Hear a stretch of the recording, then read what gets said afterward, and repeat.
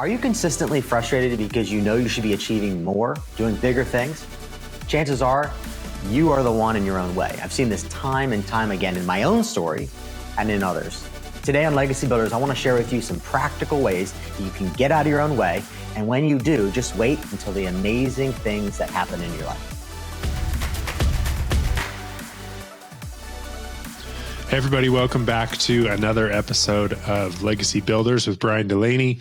Today we are talking about something important, Bryan, and this is something that you and I have both seen across the board, which is the growth of a business is often parallel to the growth of an individual. And sometimes that's a good thing and sometimes that's a bad thing. So help me understand, why is it important that business owners learn to get out of their own way? And is it possible that you could actually be your biggest roadblock in reaching your legacy and in reaching your goals? Yeah, thanks, Seth. That's a great question. And, serving people since 2006, right, over 16 years, I have seen it time and time again where a person and the way they think and the way that they act actually hinders their outcomes that they desire, right? Like, they are getting in their own way. And you see it a lot. I see it a lot, right? I mean, I've dealt with thousands and thousands of people over the years, whether it's privately or in group coaching or in bigger courses. There's something that's getting in the way. And typically, a lot of times it's going to be them. One example is I see a lot of people that are trying to do everything themselves. And I would say that is the absolute fastest way to fail. And not in a good way, in a bad way. And I mean, I went through it too, right? Like in the beginning of my career, I was learning about, I was an affiliate marketer in the beginning, selling other people's stuff and getting paid a commission. And then I wanted to really launch my own brand. I want to launch my own product. I want to launch my own thing that was unique to me.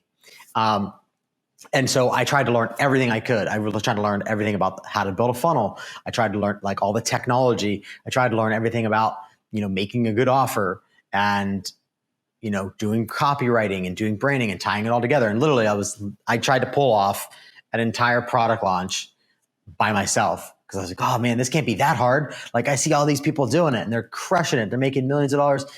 I'm sure I can figure it out. And so that first failed launch of mine, this was probably back in 2007, 2008. And I did everything myself and I launched it and no one bought a thing. It was terrible. and I really contribute that to me getting my own way, right? Like me not realizing early enough that I can't do it alone. And I think the faster you can come to that grips with that reality, the faster you can make progress on your journey, right? I always say this, right? It's not about what, it's not about how, it's about who, who's in your corner. Remember when Russell said that to his community of over 100,000 people, he said it because less than 1% of the community was actually earning over $1 million a year. And a lot of people think that, ClickFunnels is it's easy, right? That's how it's positioned. And in reality, ClickFunnels has over 200 employees. Right. And even Russell said that, right? It's it's not about what and how, it's about who. It's about who's in your corner. I would have never built ClickFunnels to a $120 million a year company if it wasn't for my team.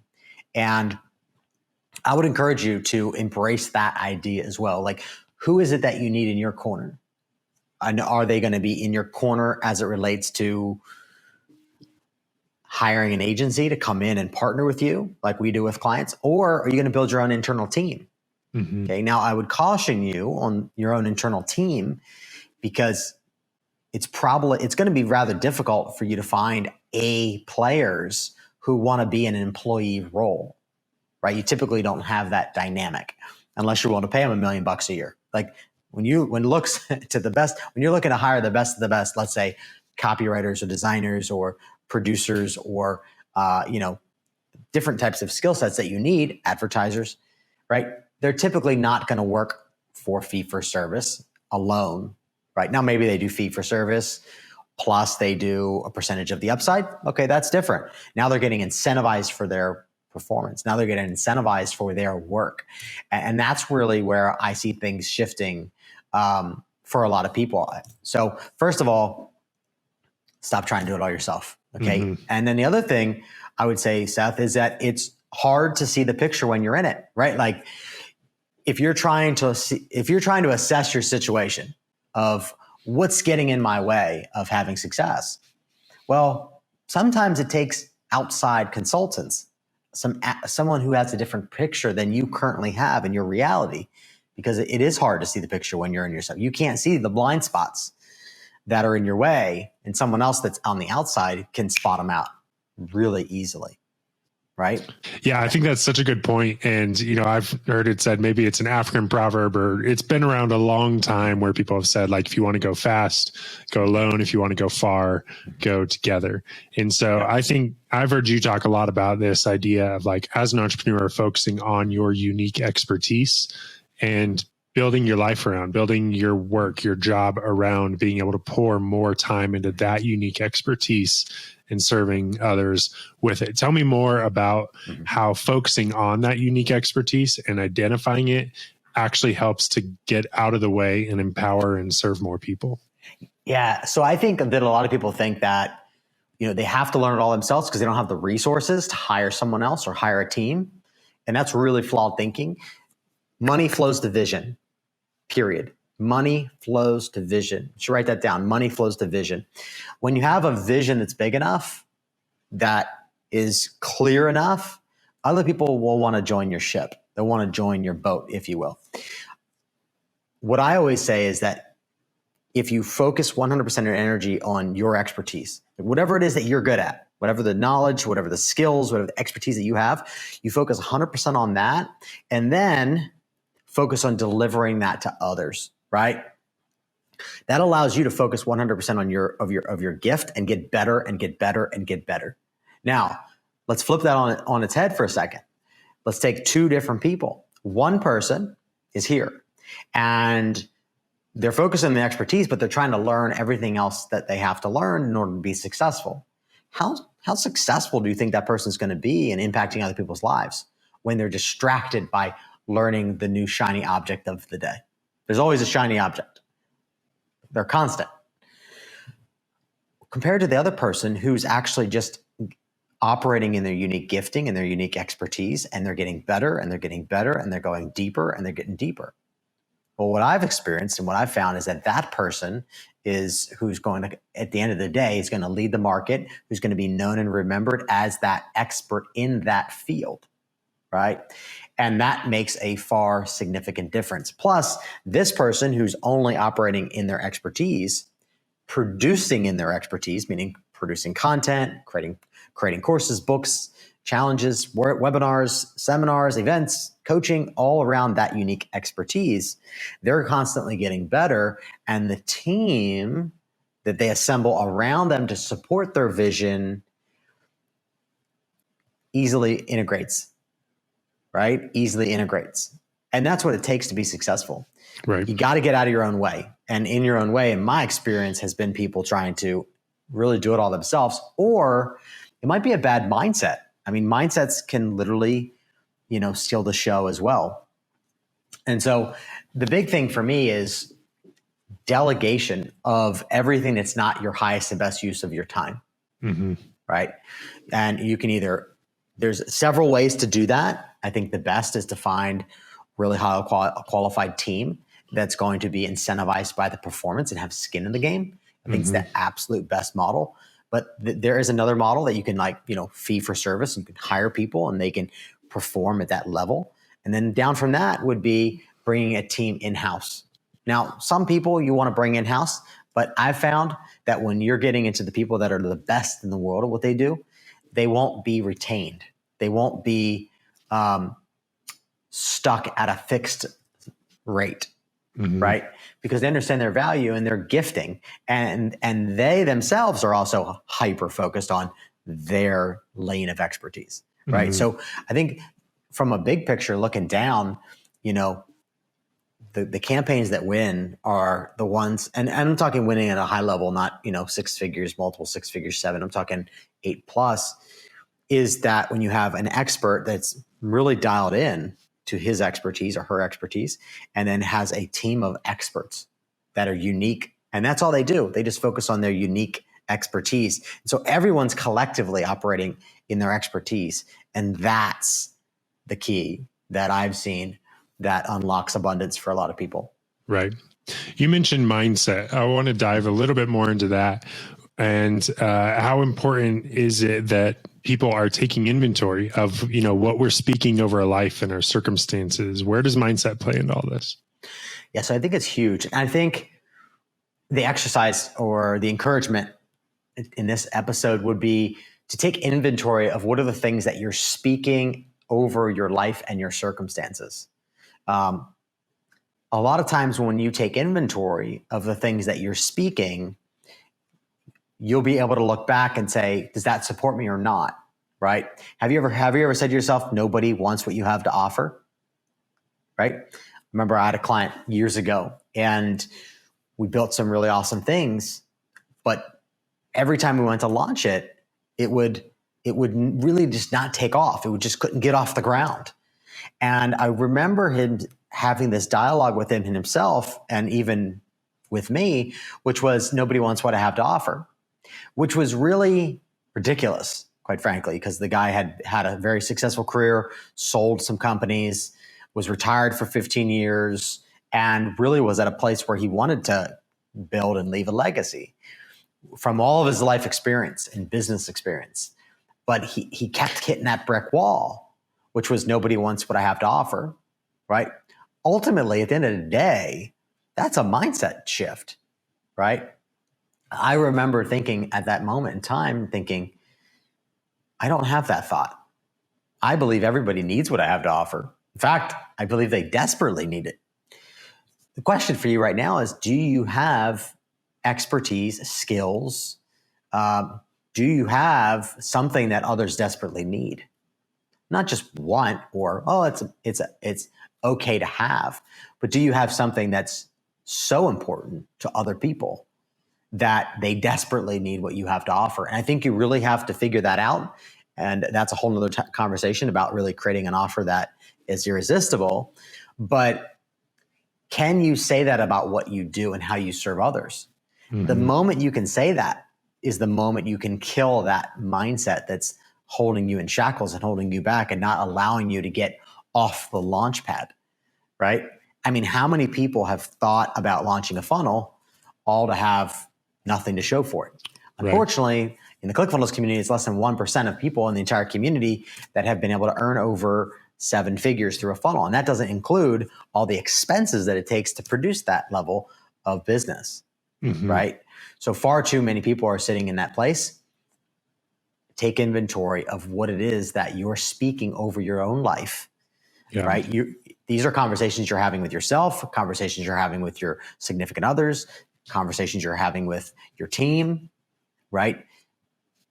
When you begin to take inventory of phrases that you say repeatedly, or things that you say about yourself and things that you say about your market, things that you say about your products and services, you'll begin to see some patterns. And I would ask you, are those questions or are those statements supporting you, or are they holding you back? Mm-hmm. Yeah, okay, I think that's such a good question. Yeah, it's going to take some introspection. It's going to take some observation. But if you want to break through, it's what it's going to take. Right. And probably asking these questions on a regular basis. It's not like the one and done type thing. And like you said, introspection, we have to look in and really see, who do I need to be? How do you work through that when you're looking at, okay, who do I need to be in order to attract the type of people that are going to pay for what I have to offer? Yeah, absolutely. I think it's important. I think it's an important thing to think about as it relates to this conversation, which is, who do you need to be? Like, how do you need to show up in order to attract the type of people that you want to work with, right? Like your perfect customer, you've probably imagined what that person looks like, sounds like, talks about, right? But who do you need to be in order to attract that level of a person that you can be helping, right? Mm-hmm. I remember back in the beginning of my career, I found personal development, before I started my online business. And so I absolutely fell in love with Og Mandino. I fell in love with Napoleon Hill and Think and Grow Rich. I fell in love with all different types of Tony Robbins, all different types of material. And early on, I realized that my subconscious was running the show. There's a powerful book called The Power of the Subconscious Mind. And it states that basically we're programmed from birth by our parents, by our friends, by our family, by the media, by everything around us. And we're running through that lens. And I realized really early on, because of that book and then a future book called Secrets of the Millionaire Mind, I realized that in order for me to create the life I want to experience, I need to reprogram those beliefs about me so that I can actually step into the experiences that I want to create. I remember really early on, I would do just as a practical thing, would walk in the morning and I would say the things that I'm grateful for. Beyond that, I would then declare who I am over my life. I found a program called Holosync, which was binaural beats and meditation software to sync the left and right hemispheres of your brain, like a Zen monk, which I thought was an incredible headline at the time. And so I started this program, and it was really amazing. I mean, after the first year, and then after the second year, and then after the third year of doing this literally every day for at least a half an hour a day, you get to a point where you reprogram the binaural beats with your own self-created declaration, right? So I would ask you, as you're listening to this today or watching it, who are you declaring yourself to be in the world, and how is that being interpreted by others, right? Here's an example, right? I'm a powerful, prosperous, and productive leader. Or I am focused, futuristic, faith-driven leader who believes we're all connected. That actually came from Strengths Finders, which is a great book to discover what are your strengths. And then I just basically took that and created an I am declaration statement that I can then carry through my day, right? Mm-hmm. But how would that support you? I am powerful, prosperous, and productive, right? Think about that for a second. Powerful, prosperous, and productive leader. Right. So if you are affirming that you're a powerful, prosperous, productive leader, then you're going to show up a little differently. Wouldn't you imagine? You're going to show up a little differently in your experience with your significant other, with your children, with your clients, with those that you serve on a bigger level, right? So I encourage you to do some work around this concept, because I think that rather than just taking my declaration and using it, I would much rather see that you create your own that's going to support you, right? Or go read Strengths Finders, find out your top 5 strengths. Mine are futuristic, focused, faith-driven leader who believes we're all connected, and turn that into a declaration that can support you. Because now I'm amplifying my strengths, which is a good thing, right? I do not believe that we should strengthen our weaknesses. I think that's a failed ideology. I think that's doesn't make any sense. I think when you focus on your strengths and you get better at your strengths, you can serve people much better than if you can go and strengthen some weaknesses and things that you're not great at. That makes zero sense in my world, but people have that thought process. So think about it. Having a new declaration for your life and the way in which you need to show up so you can attract the type of person that you want to work with, right? Like attracts like energy attracts like energy.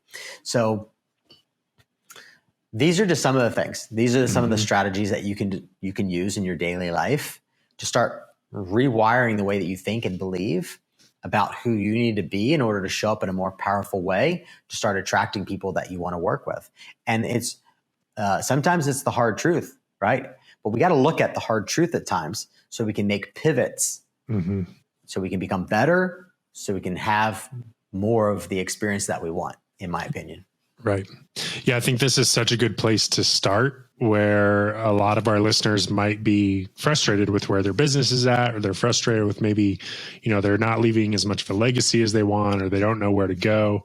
And I think this episode is really diving into the truth of look in the mirror and look at what things are you telling yourself, and realize that like once you can unlock your own growth, that's going to come out in your business and in your work and in your legacy. So this topic we talk about often on the podcast. So I encourage the listeners, if you're new here, make sure you listen to some of the others where we go deeper into some of these things like mindset. So Bryan, this has been really helpful. Any last words of encouragement to listeners who they have the vision for their business and for what they want to do, but they feel like they are struggling to become that person that they know they need to be? Yeah, I would encourage you to embrace Kaizen, constant improvement, Japanese philosophy that made Toyota the brand that it is. I would encourage you to embrace that in your own personal life, right? And begin each day by thinking, who am I becoming on this journey, and who do I need to become, right? The beautiful thing about this whole process, about becoming someone that can serve in a bigger way, that can impact thousands, hundreds of thousands, or millions of people, is that we all need to grow, right? That'll never change, right? So what is it how are you stretching and growing your own self on a daily, weekly, and monthly basis? If you feel stuck, right, then you might not be growing. You might not be exploring those areas that you can grow that are fun and exciting, right? So in what area can you become excited about growth, right? Growth can be a fun process. It doesn't have to be arduous. It doesn't have to be tough. It doesn't have to be painful. It doesn't have to be a pain in the butt, right? Like weeds were, like pulling weeds out of the garden when you're, as a teenager, right? That was never fun, right? Right. But how are you looking through the lens of growth? Are you looking through the lens of growth of you're becoming someone better? You're becoming someone that can serve in a bigger capacity? So embrace Kaizen. Embrace Kaizen as it relates to every part of your business, because your personal growth has a direct impact on your business growth. In my experience, in my career, when I first discovered personal development, I remember thinking, man, where's this been in my life? And then I spent 2 years, didn't even date. I went down a rabbit hole because I was in college and I could, of all of these self-help and personal development and personal growth books. And it just, one thing led to the next. And I led with a curious mind. So last parting words would be, have a curious mind about things that aren't working. Mm-hmm. Because if you think that you already know that, or you think that you've already done that or already been there, then you might find yourself in a place where you're continuously stuck. But if you approach life and business from a place of having a curious mind, being passionately curious about a specific topic, whether it's personal growth or whether it's other things, you at least will be open to receiving what's on the other side of that. I think that's a great way to bring this conversation to a close. And, again, that reminder of just stay curious and be willing to look inward to solve some of those problems. So this has been wonderful, Bryan. Can't wait to dive more into this on future episodes. So thank you so much. Awesome. Thank you for joining me on Legacy Builders. And I would encourage you to come back to the next episode next week to get more clarity on your journey to launch your expertise online, scale your impact, and build your legacy.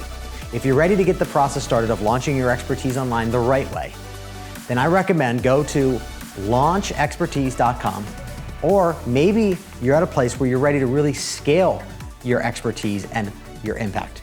Go to launchexpertise.com. There you'll have several options. Number one, you can get a free copy of my brand new book, The Entrepreneur Evangelist, which I share the secrets that have unlocked more than $300 million of results for my clients and partners in our own campaigns. You could also join a 33 days of coaching with me that's free, where I give you insights and wisdom on your journey to launching your expertise and scaling your impact over the course of 33 days. And that's worth at least $5,000, but for right now, you can get it for free. And lastly, if you're someone who wants to take the absolute faster, smarter path when it comes to launching your expertise online and scaling your impact, I'd recommend scheduling a call with my team, where we can see how we can support you to crush goals and generate 7 or 8 figures yourself in a short period of time. We have more awards than nearly anyone in the entire community, and for good reason. And we would love to help you just like we've helped them. I look forward to seeing you on the next episode of Legacy Builders.